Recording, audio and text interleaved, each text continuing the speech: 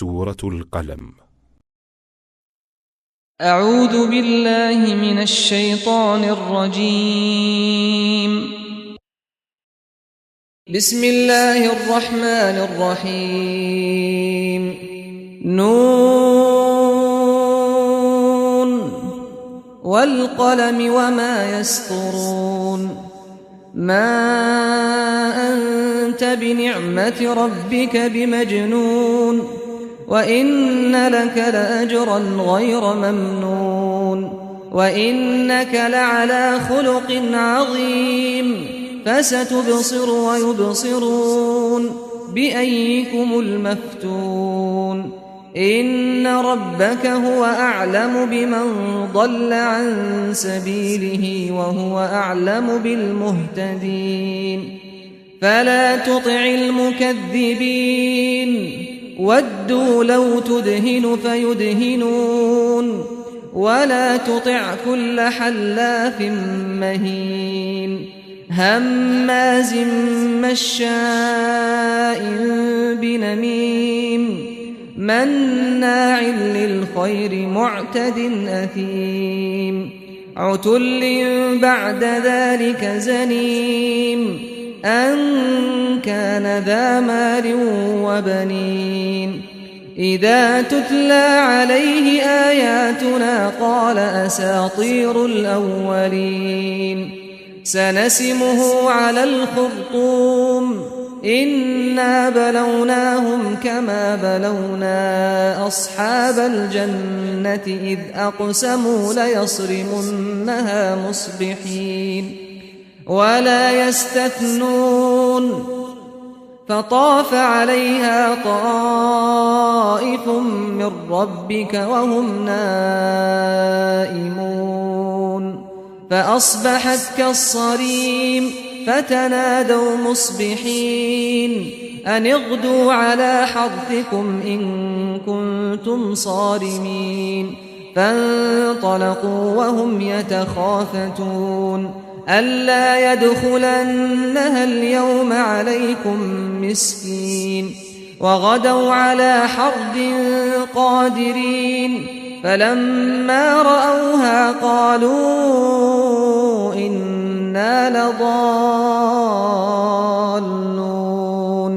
بل نحن محرومون قال أوسطهم ألم أقل لكم لولا تسبحون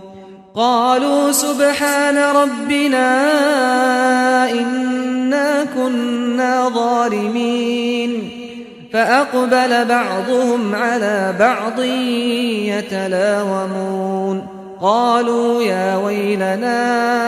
إنا كنا طاغين عسى ربنا أن يبدلنا خيرا منها إنا إلى ربنا راغبون كذلك العذاب ولعذاب الآخرة أكبر لو كانوا يعلمون إن للمتقين عند ربهم جنات النعيم أفنجعل المسلمين كالمجرمين ما لكم كيف تحكمون أم لكم كتاب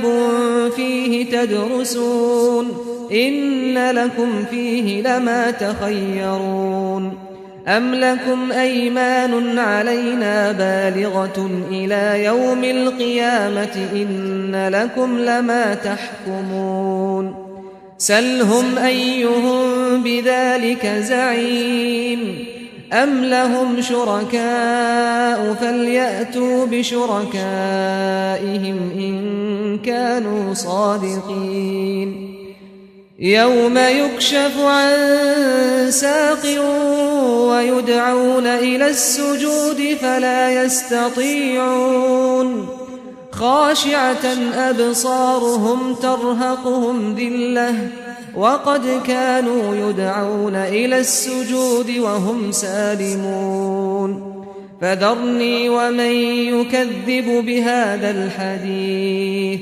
سنستدرجهم من حيث لا يعلمون وأملي لهم إن كيدي متين أم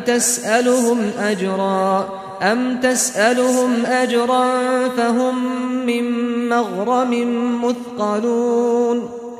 أم عندهم الغيب فهم يكتبون فاصبر لحكم ربك ولا تكن كصاحب الحوت إذ نادى وهو مكظوم لولا أن تداركه نعمة من ربه لنبذ بالعراء وهو مذموم فاجتباه ربه فجعله من الصالحين وإن يكاد الذين كفروا ليزلقونك بأبصارهم لما سمعوا الذكر ويقولون إنه لمجنون وما هو إلا ذكر للعالمين